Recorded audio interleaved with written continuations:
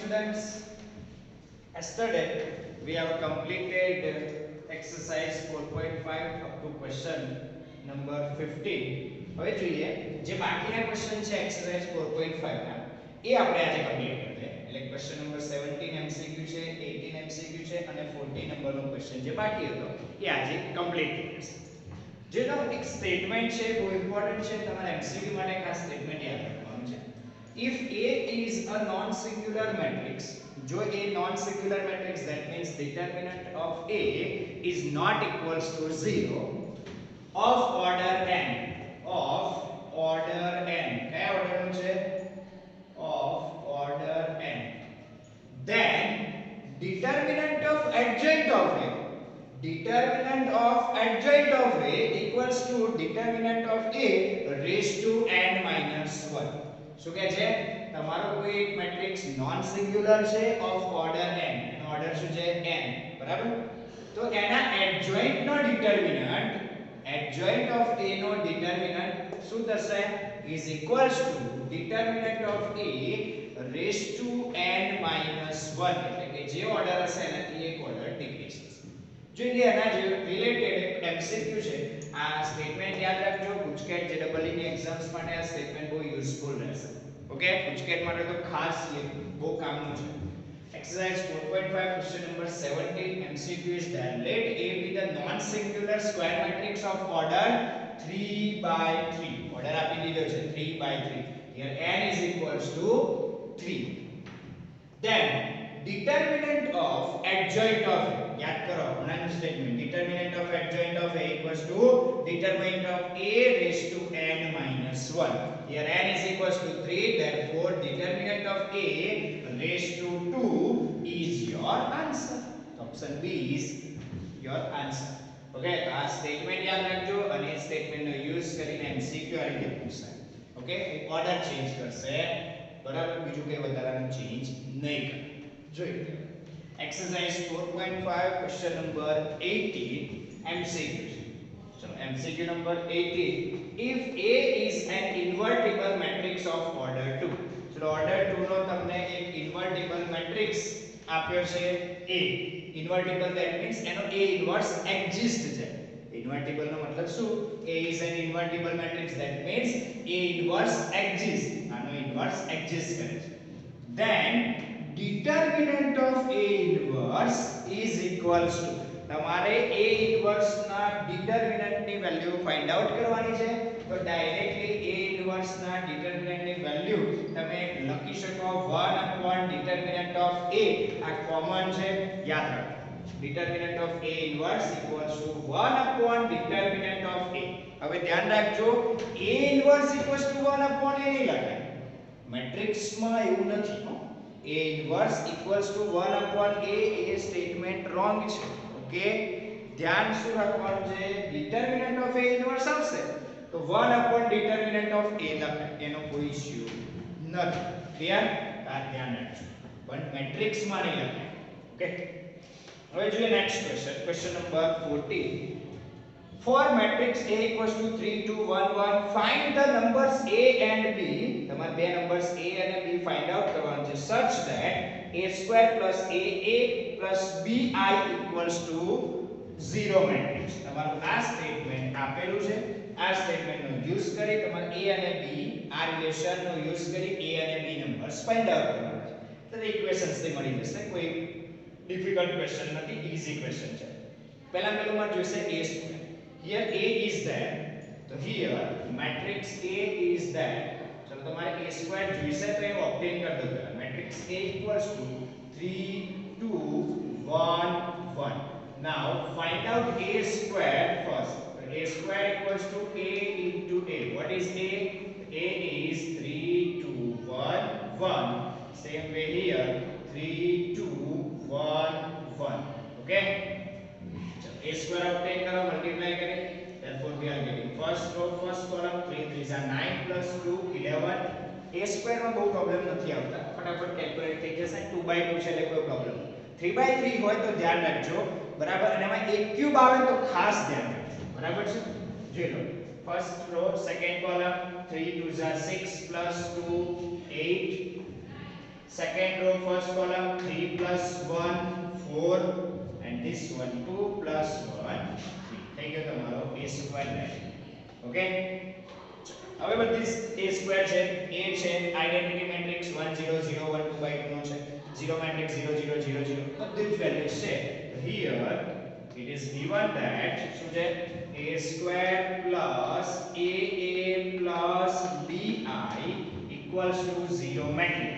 So a square, what is a square?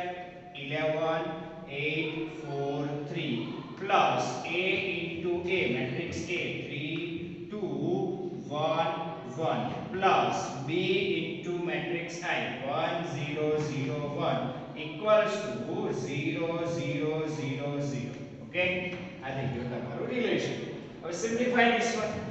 ચલો એ અંદર multiply કરો b મલ્ટીપ્લાય કરો અને પછી સિમ્પ્લિફાય કરો. Therefore we are getting 11 8 4 3 plus 3a 2a a plus matrix છે એટલે મલ્ટીપ્લિકેશન બધા જ એલિમેન્ટ જોડે કરવાનું. Okay, b0 0b equals to 0 0 0 0. Add this, we are getting 3a plus b plus 11, 3a plus b plus 11, 2a plus 0 means plus 8, direct outside 2a plus 8. Same way here, a plus 0 plus 4, a plus 4 is there. Now a plus 3 plus b, a plus b plus 3, which is equals to 0 0 0 0. Compare these two matrices. આ બંને matrices ના each and every elements ને compare કરીને value find out કરો. Therefore we are getting 3a plus b plus 11 equals to 0, 2a plus 8 equals to 0, same way a plus 4 equals to 0, and the last one a plus b plus 3 equals to 0. આ ચારે ચાર elements equal થશે. Now from this equation we are getting 2a plus 8 equals to 0, therefore 2a equals to minus 8, a equals to minus 4. चलो a equals to minus 4 value आई तो मैं इतनी भी value calculate करशो तो a equals to minus 4 uh जावશે. a plus 4 equals to 0, therefore a equals to minus 4. हर एक case में same value આવવી જોઈએ, બરાબર છે. ચલો હવે a equals to minus 4 વैल्यू આપણને પરથી આવી, આમાં મૂકી દો as well as આમાં મૂકી દો. ચલો બંનેમાં મૂકી જોઈએ, ચેક કરીએ. તો a minus 4 plus b plus 3 equals to 0, therefore b equals to 1. તમને b ની વેલ્યુ 1 મળી આ ઇક્વેશન પરથી. આમાં બી પુટ કરીને જોઈ લો, ત્યાંથી બી 1 મળવી જોઈએ. તો શું થશે? -3 plus b plus 11 equals to 0. -3 into 4 એટલે -12 આવશે. -12 plus b plus 11 equals to 0. Therefore b equals to 1 here. તો તમને a અને b ની વેલ્યુઝ મળી ગઈ. a equals to -4 and b equals to 1. Therefore we can say that a equals to -4 and b equals to 1 here. જો તમારે આને order પેરમાં લખવું હોય તો ab order pair equals to -4 1. This is your final answer. Okay, તો આ રીતે તમે ક્વેશ્ચન સોલ્વ આઉટ કરી શકો છો, બરાબર? તો આટલું ધ્યાન રાખો.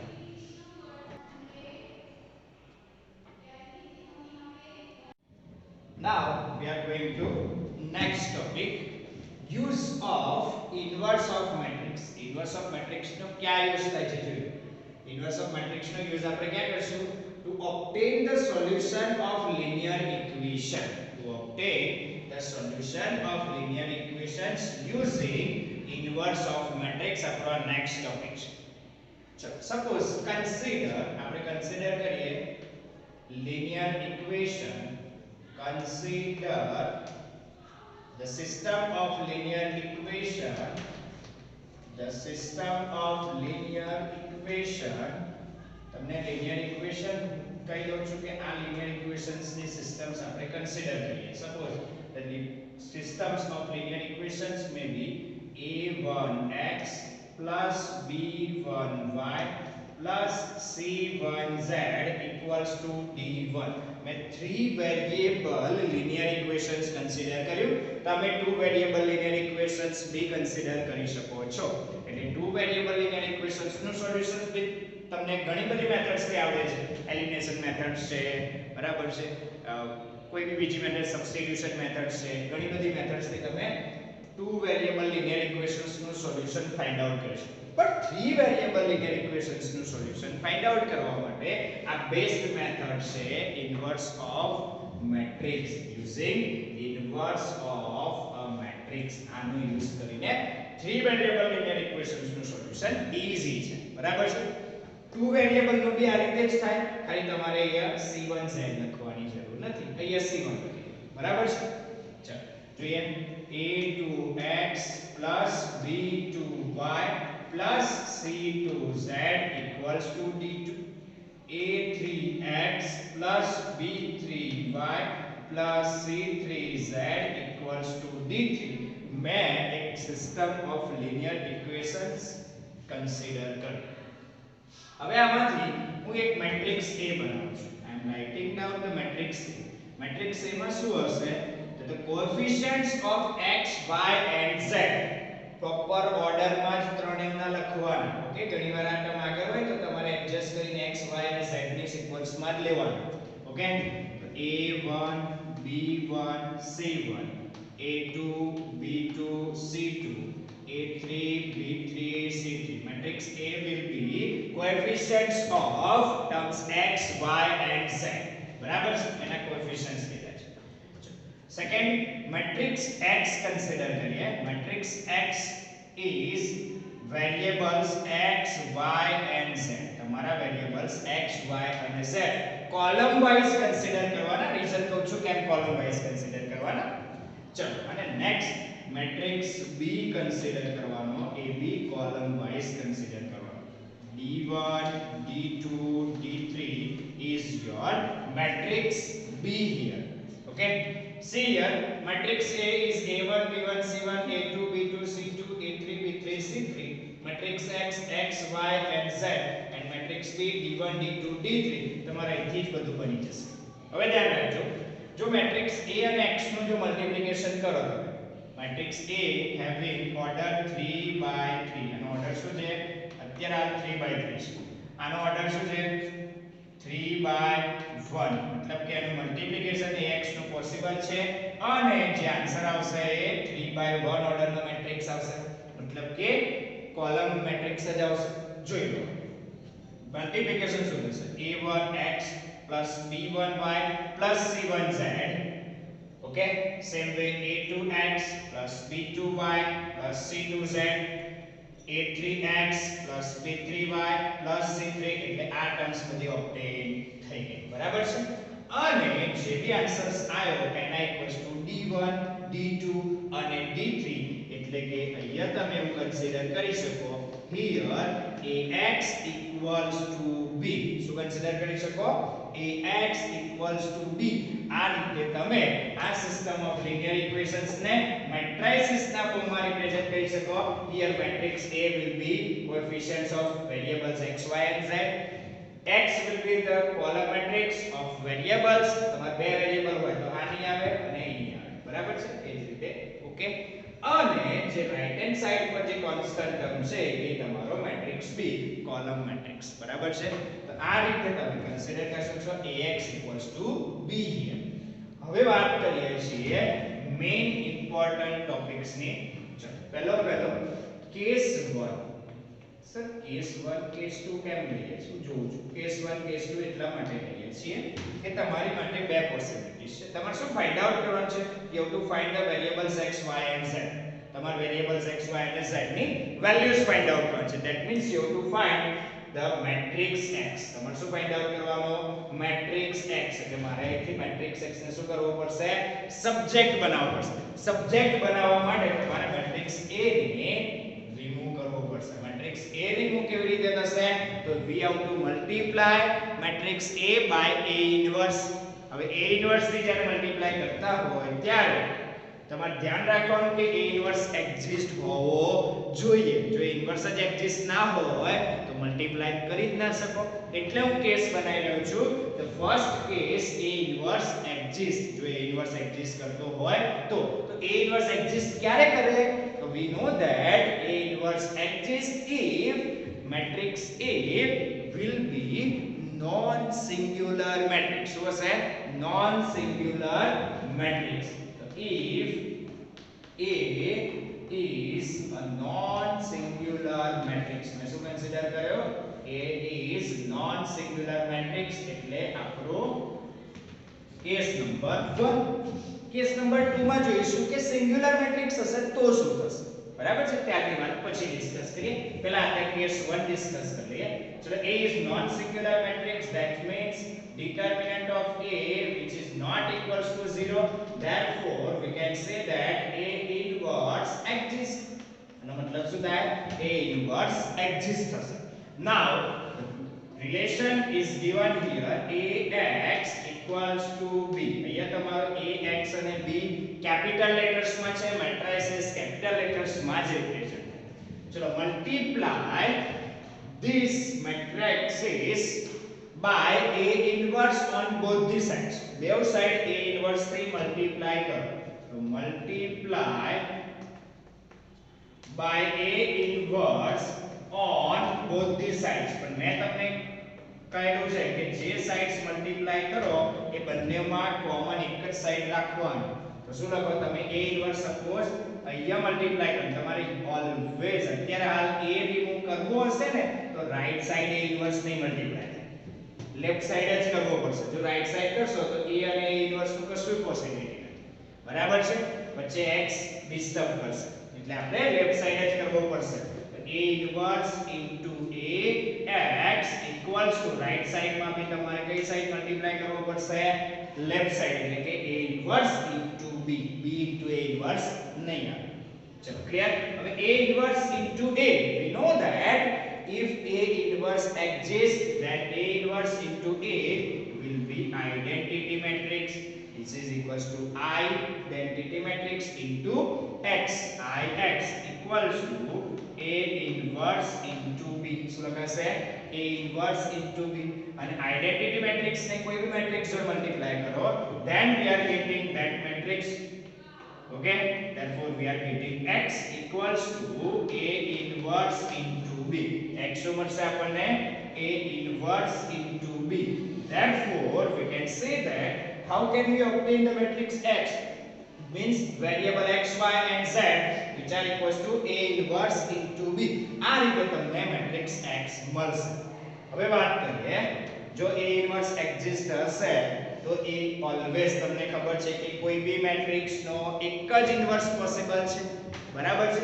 તો એનો મતલબ કે જો A inverse exist હશે તો એક જ મેટ્રિક્સ પોસિબલ છે. A મેટ્રિક્સ તો B સાથે મલ્ટીપ્લિકેશન્સ કરશો એટલે એક જ મેટ્રિક્સ મળશે. That means this system of equation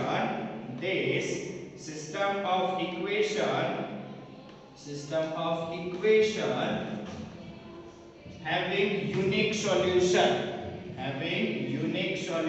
આનું કેવું સોલ્યુશન હશે? યુનિક સોલ્યુશન હશે, એક જ સોલ્યુશન હશે. બરાબર? Clear? The system of equation having unique solution because A inverse is a unique. કેમ કે A inverse always unique હોય, બે ચાર ના મળે હોય, એક જ મળે A inverse કોઈનો બી. બરાબર? as A inverse of A reason લખવું હોય તો inverse of A is unique. આ unique છે એટલે આ સિસ્ટમ ઓફ ઇક્વેશન્સ નો સોલ્યુશન કેવું મળશે? યુનિક. બરાબર છે? એટલે આનું one and only one solution possible છે, યુનિક સોલ્યુશન મળશે. Clear? This system of equation is having unique solution અને આ જે મેથડ છે આ મેથડ્સ ને કહેવાય this method is known as matrix method. તમે કઈ મેથડ્સ નો યુઝ કર્યો? તો મેટ્રિક્સ નો યુઝ કર્યો એટલે આ મેથડ ને નામ આપ્યું છે મેટ્રિક્સ મેથડ થી તમે સિસ્ટમ ઓફ ઇક્વેશન્સ નું સોલ્યુશન ફાઇન્ડ આઉટ. હવે જોઈએ આપણો કેસ નંબર 2. ચલો કેસ નંબર 2 શું છે? તો case number 2 is if A is singular matrix. જો A singular matrix હશે તો singular matrix that means determinant of A equals to 0. Determinant of A શું હશે?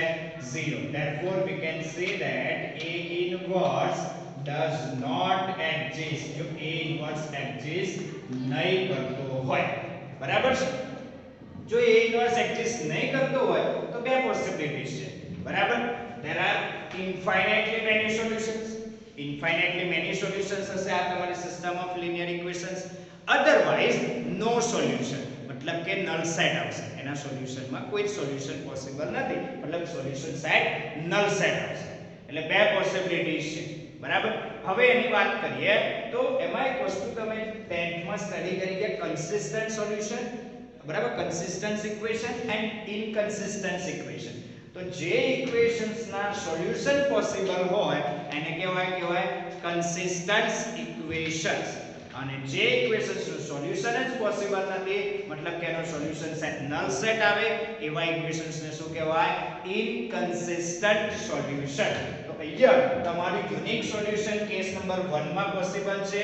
Therefore we can say that this system of equation is known as consistent equations. આ તમારી system of equations ને શું કહેવાય? Consistent equations કહેવાશે, બરાબર છે? કેમ કે એનું યુનિક સોલ્યુશન છે. જેનું સોલ્યુશન હોય કન્સિસ્ટન્ટ ના હોય નોન કન્સિસ્ટન્ટ ઓર ઇનકન્સિસ્ટન્ટ. હવે જોઈએ આમાં A ઇન્વર્સ જો એક્ઝિસ્ટ નથી કરતો તો બે પોસિબિલિટી છે. એક ઇન્ફાઇનાઇટલી મેની સોલ્યુશન્સ અને બીજું નો સોલ્યુશન. હવે તમારે જો પર્ટિક્યુલર કન્સિસ્ટન્ટ છે કે નહીં એ જો ચેક આઉટ કરવું હોય તો તમારે એમસીક્યુ જેડબલ કે ગુજકેટ માટે આ સ્ટેટમેન્ટ યાદ રાખવું પડશે. ત્યારે તમારે શું કેલ્ક્યુલેટ કરવું પડશે? You have to calculate the adjoint of adjoint of A into B. તમારે શું કેલ્ક્યુલેટ કરવાનું? adjoint of A into B. તમે જો adjoint of A into B calculate કરો અને એમાં first case adjoint of A into B not equals to 0 matrix, બરાબર છે? તમારો answer adjoint of A into B નો not equals to 0 matrix આવે તો તમારે ડાયરેક્ટ શું કહેવાનું? Then we can say that if adjoint of A into B is not equals to 0 matrix, then we can say that the system of linear equation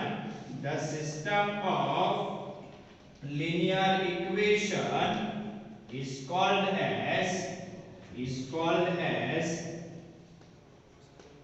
inconsistent, એને શું કહી દેશો? inconsistent equations કહેવાય, બરાબર છે? જો આવું આવે તો. અને બીજો કેસ, સેકન્ડ કેસ શું હશે? if adjoint of A into B is equals to 0 matrix, then the system of equation, તો એ તમારી system of equation linear equations may be consistent or inconsistent. consistent भी हो सके, inconsistent भी हो सके, આ ધ્યાન રાખજો. may be consistent or inconsistent. may be consistent or inconsistent. A inconsistent भी હોઈ શકે છે. તો હવે એની માટે શું ચેક કરવાનું? તો એની માટે તમારે ચેક કરવું પડે કે ઇન્ફાઇનાઇટલી મેની સોલ્યુશન છે કે પછી નો સોલ્યુશન છે. જો ઇન્ફાઇનાઇટલી મેની સોલ્યુશન્સ હોય તો કન્સિસ્ટન્ટ કહેવાય અને નો સોલ્યુશન હોય તો ઇનકન્સિસ્ટન્ટ કહેવાય. કન્સિસ્ટન્ટ ક્યારે કહેવાય? when infinitely many solutions are there. Okay, and if no solution is there, then it is called as inconsistent equations. Okay, તો આ થયા તમારા કેસ નંબર 1 એન્ડ 2. આ તમારો કેસ 2 ખાલી કોની માટે જે ડબલ એ ગુજકેટ માટે કામનો છે, બાકી બીજા બહુ કામનો નથી. ક્લિયર?